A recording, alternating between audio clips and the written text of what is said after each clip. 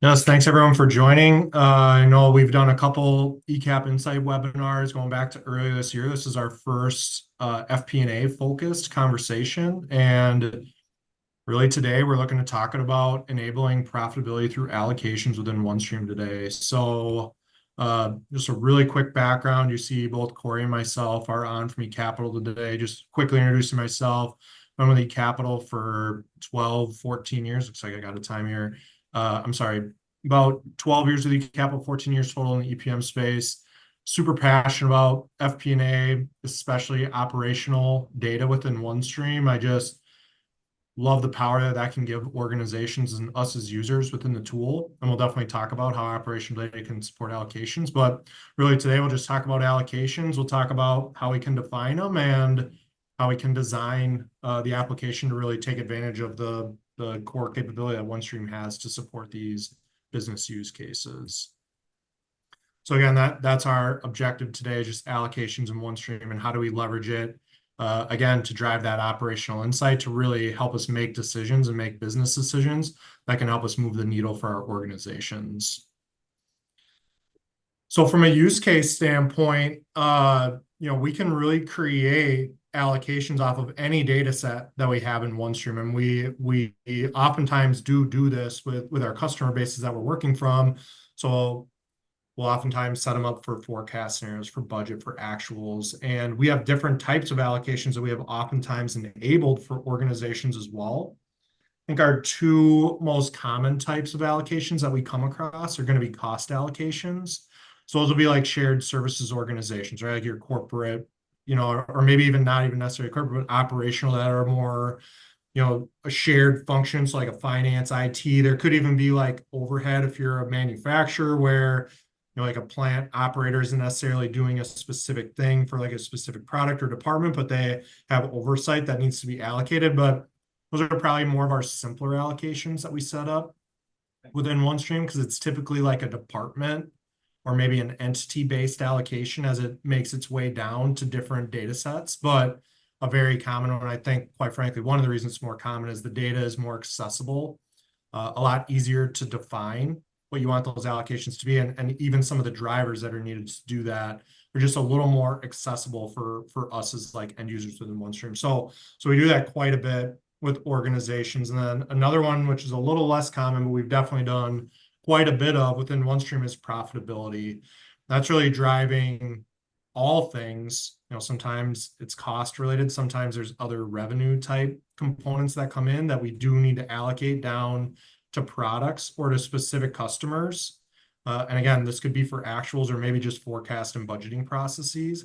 Those are really the two main allocation types that we see within OneStream, but it doesn't need to end there. And we'll get into that in a couple slides here, how it really doesn't need to be these two categories, but we can kind of talk about ways we can think about allocations and organizing them to then be able to activate OneStream to really apply similar type logic anywhere within the ecosystem. Because at the end of the day, to OneStream, all data is a widget. Like everything's a widget. Everything is just a number. We can apply any logic we want to any type of use case where we need allocations to be applied. And again, as we talk about where we kind of apply these use cases, OneStream can be very flexible with the logic that is applied to different use cases. So we may have a situation where we want to have different allocation logic and definitions for forecast, budget, and actuals. We want them all to be done differently. We want different drivers. We want different methodology. Totally acceptable to enable that in OneStream. It's not incredibly common. We'll get into like other types of like organizational that we do here, but speaking about actuals, and you see we have like journal and other automation, like this is where it almost could extend outside of specifically just FP&A, but just close processes in general. We have done things with customers who are actually taking actual data, but we need to make entries at a lower level of detail. So for example, one customer that we've done before, it was a manufacturing customer where we were working on a rebate model. They had multiple different types of rebates. Well, we need to actually book those rebates to those customers for those products that they purchase. So what we had to do is create modeling where we would go back, what they buy for the month because they had monthly rebates. what was everything they bought for the whole year, right? We need to give them a certain rebate across all of those. We were actually able to create an extract from OneStream that could just be uploaded into your ledger that could streamline automation and journal automation processes to help in the close process to get some of those entries done. So I've in the past called it almost like a journal factory at times. OneStream can definitely be used to do that, specifically from an actual standpoint. And again, that's kind of like leveraging allocations in OneStream, a little bit different, but completely, adding value to the business process that would support that data that OneStream has currently. Definitely a little more comments. We have those. Again, it's a lot more common to see our budget and forecasting allocations be more aligned and similar. We don't want to have to explain a different allocation for budget than we do for forecast. Like that sounds like it wouldn't be a whole lot of fun when you get in those executive meetings and you're explaining to people that are receiving those allocations. Yeah, the splits might be different, right? Like you're going to get a higher portion of budget, but the way we're going to get there, we want those to be the same just from a conversational standpoint. So that's definitely a lot more common.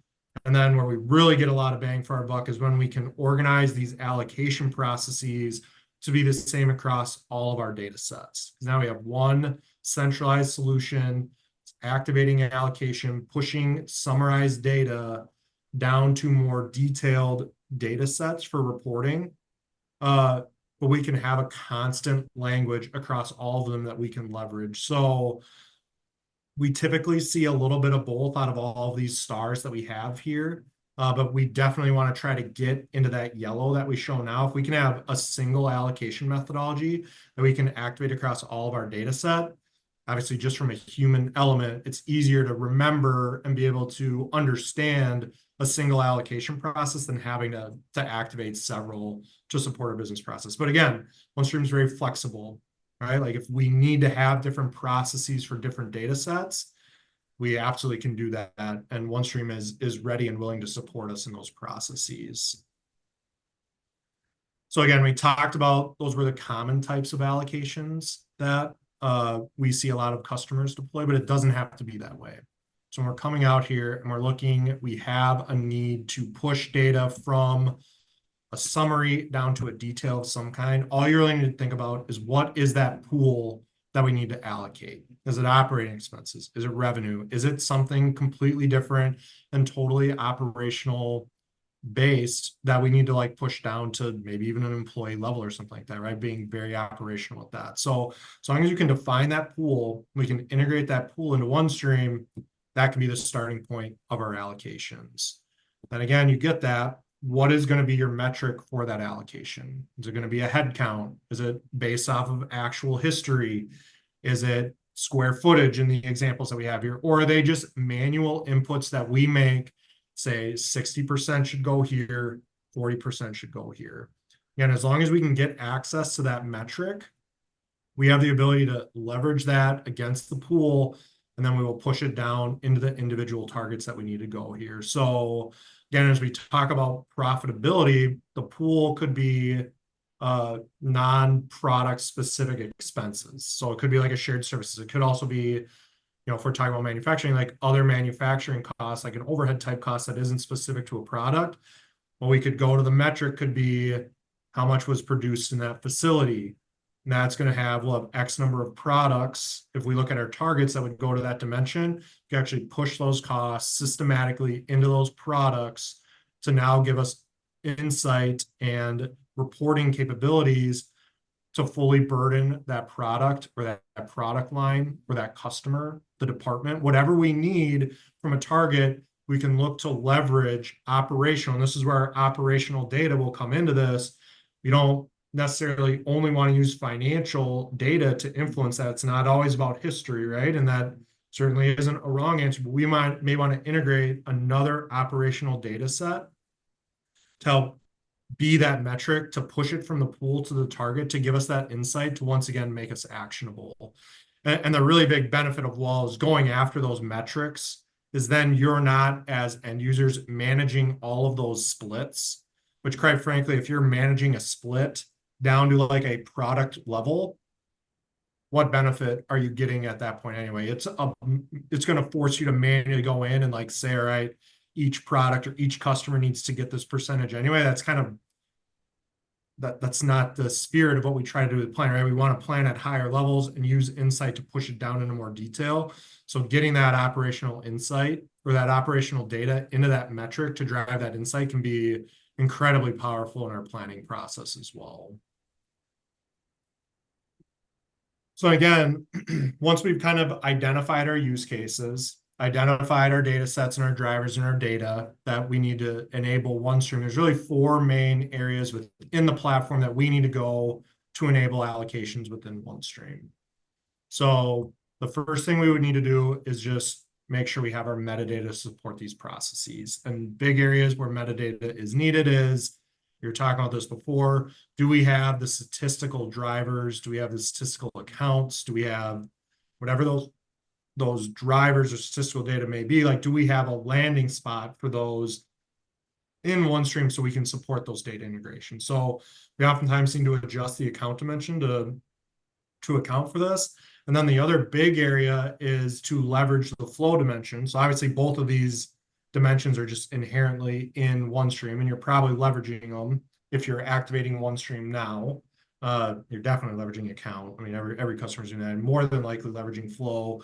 Then we also leverage the flow dimension to be able to give us full visibility into both pre and post allocated data. I think this is very important for us to know as well, because when we're talking to our operational owners, and they're going to want to know what do I have control over, right? Because they don't necessarily have control over allocations, right?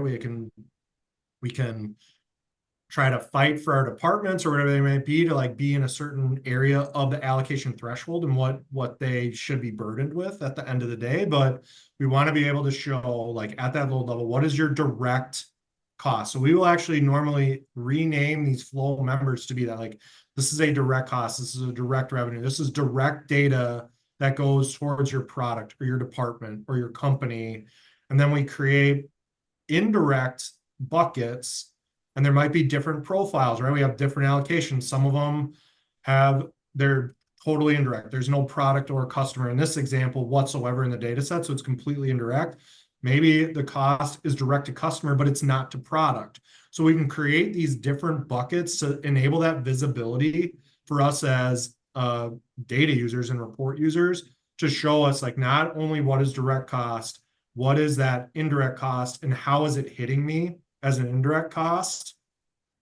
And then, of course, we want to be able to look at those departments or whatever those pools are to show that they go to zero. So that's where we would create like an NBAL out in this example, where we want those to be zero because that data is actually going to other departments, other products, whatever they might be. So we want to make sure the total number, like our total flow, that still equals the same number before and after we do our allocation. So really a powerful tool to leverage that flow dimension for OneStream to do that, because again, that visibility in a direct versus indirect and the total together right at our fingertips, very easy to just double click to get into those numbers, or just expand reports to see that reporting within OneStream.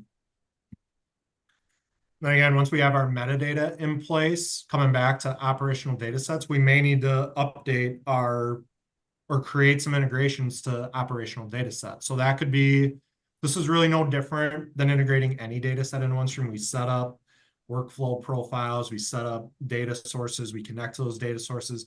They could be direct connected into, right? OneStream doesn't care really what the source system is, as long as it can be consistent. And when we set up our data source definitions, as long as it's consistent, you get to automate nightly loads. Maybe that data is difficult to connect to, so we have to, like down in the bottom right, we create inputs to actually load those data sets. Once again, we have the ability to do that. It's really no different, but we do oftentimes see where we need to create new integrations to support allocations, because we want that operational insight to help drive the definition and the logic that the allocations will support. Then once we're there, we're able to essentially just create business rules. So we create business rules, which is what we see in the top left. Syntax, many of our FP&A solutions are already going to have business rules. They may not be allocation, but maybe they're like a rate times volume type calculation that that creates like a revenue or a rate times, or maybe a volume times a cost to produce to create like a cog. So the rules aren't inherently any different than those type of calculations. The syntax just does different math in them. We just leverage those business rules. They're typically finance business rules like we show here. Default capability of OneStream. We set up our data management sequences. Again, most of us are going to have data management sequences to run different processes. Those data management sequences could be automated on data load. So when new actuals load, run that data automation sequence. But a lot of times when well, almost always when we're applying this to FP&A processes like forecasting and budgeting, we're not integrating that data, right? We're entering that data into OneStream. We're using our cube views and our dashboards to get the data directly in. We will actually attach buttons. We can get creative and fun with what those buttons look like depending on the customer. And then people are able to just go to that button, hit that button, and those allocations will then run in the background where you can then have that insight to the reporting right after we click that button within the dashboard. So that's what we want to do as we're getting an integration and getting into that calc logic to be able to actually apply that logic on the data set that we have in the application and logic we find to actually create that output into that target values. And then again, from like a reporting and a user interface standpoint, eCapital definitely sees a lot of value in leveraging dashboarding to enable allocations and really a lot of processes within OneStream. The great part about having different dashboards is we can allow users to go to a single place. We can see like in the top left, you can have different tabs with different data sets, maybe different inputs or reviews of different data that was loaded to support allocation processes. We can kind of allow people to go to like one place, a one-stop shop to like see all that logic, see all that data.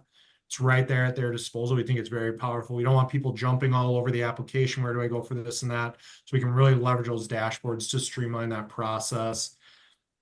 We can do things like allowing drop downs so they could pick different products. They could pick different, in this case, companies, whatever they need to do to have different filtering. Those drop downs, just inherently within OneStream can have different security. So only certain people can see what they're supposed to have access to as it relates to that as well. But it once again allows for like a centralized object to really support really the whole business and all the users that are there, which really reduces our overhead if we leverage some of this stuff within dashboards as well. And then, like I said, we put these buttons on the dashboard to make sure we can actually run that logic. We don't want people to have to leave where they're inputting their data to actually run that logic. We want it to all be in one place. So we always activate that in dashboards as well. We want it to be a single, easy, friendly to use process to get us there. And we can tie this back to workflows. So these can be tied back to workflows, could be tied back to Task Manager for those of us that have deployed those for FP&A processes. But in our dashboards, we can also say, I'm done with this step. I'm no longer done with this step. Let's revert that workflow. So again, we can leverage our dashboarding capabilities to incorporate these allocations into our overall business process that supports our whatever we're doing within FP&A or really any operational or a business process within OneStream to be able to track and let the organization kind of keep up to where we are within our process within the application as well. And I did also want to like call here, this is another dashboard that, we've deployed for other customers as well. Looks very similar. I mean, every dashboard is going to have its own flavor, depending on your business process as an organization and what your organization is looking to leverage out of the allocation process. But we also recently are really expanded the allocation logic within OneStream to be very, very dynamic for end users. So we can create different allocation methodologies. So like we want it to be a percentage of COGS. We want it to be a percent of history. We want it to be a management judgment, right? We can define what we want that logic to be, and then we could pick and choose by count, by cost pool, whatever we want it to be. And the account could be a cost pool, it could be a grouping of accounts, whatever that pool is. And we could dynamically change what we want that logic to be. So Again, it allows us to create that logic once, but be allowed to apply it anywhere within our data set to give us really very open capabilities within our allocation logic and our process to prevent the need for rework. Quite frankly, you don't need to go back in and adjust that calculation, adjust that dashboard, adjust that data management process. You just simply apply it using data that users can control in the application to give you a lot of flexibility within your allocation process itself.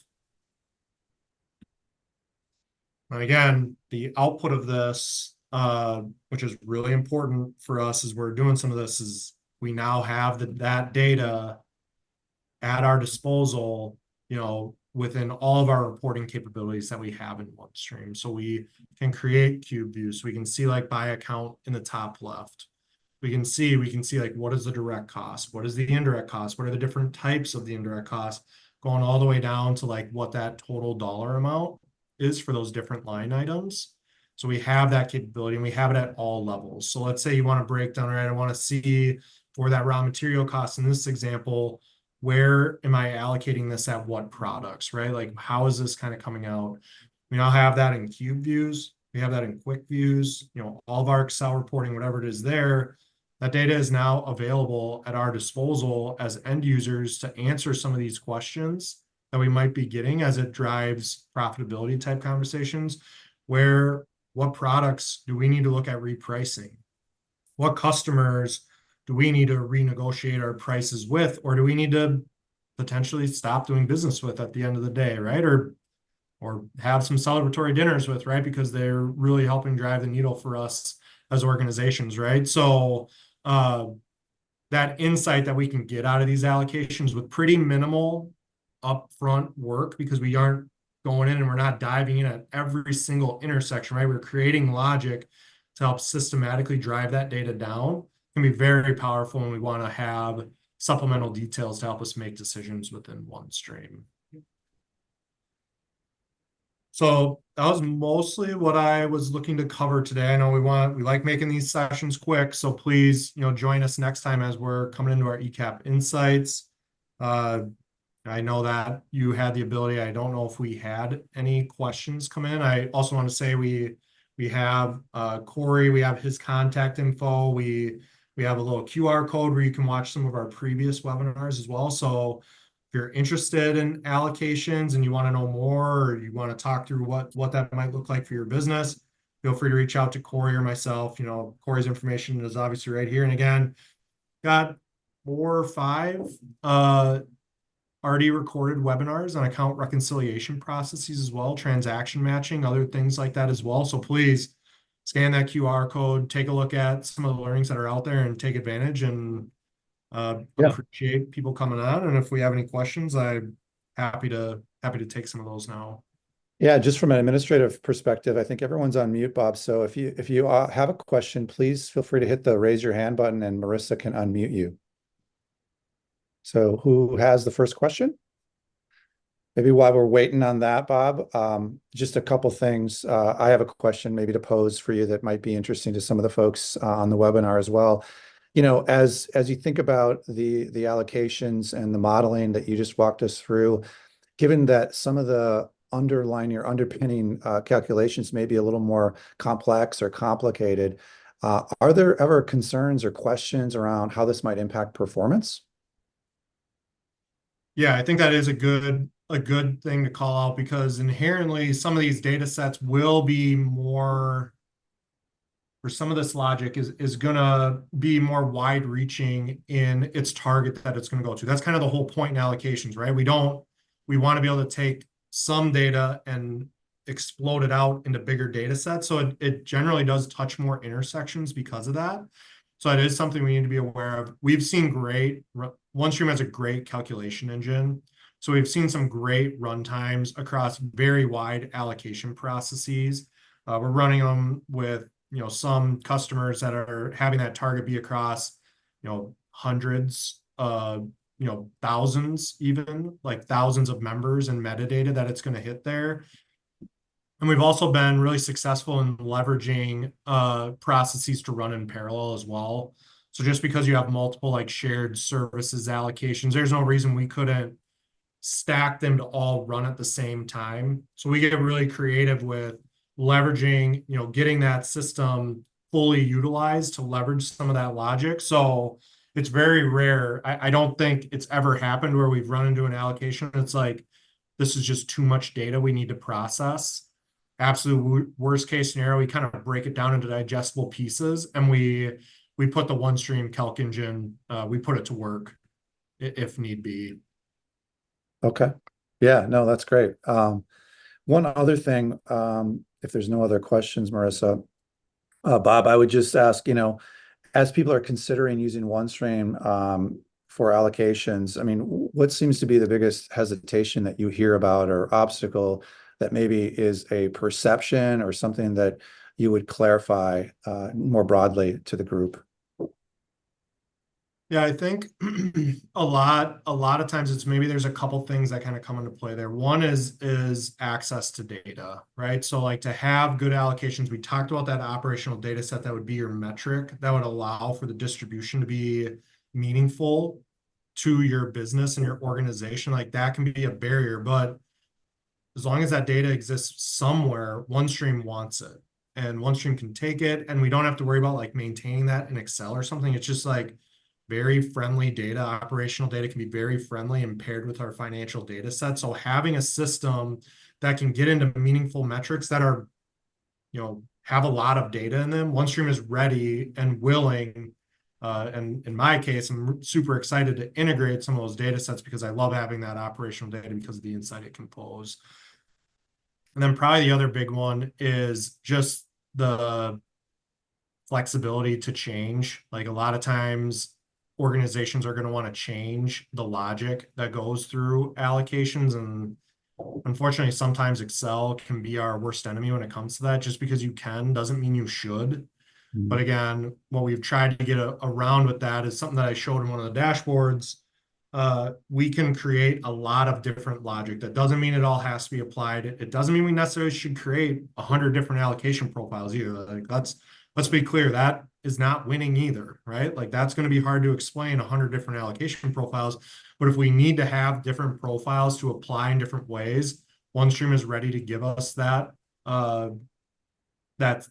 system to enable that for us. And again, in a lot of ways, getting out of Excel or other more manual processes to get to that information, it can really streamline and really get us there much more quickly than other solutions that we at eCapital have seen deployed with customers. Okay. Appreciate that, Bob.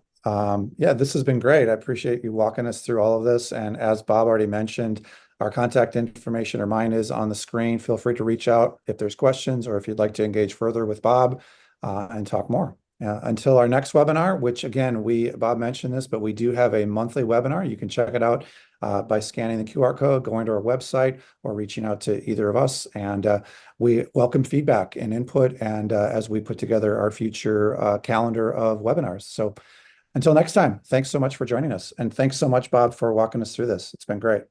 Yep. Thanks, everyone.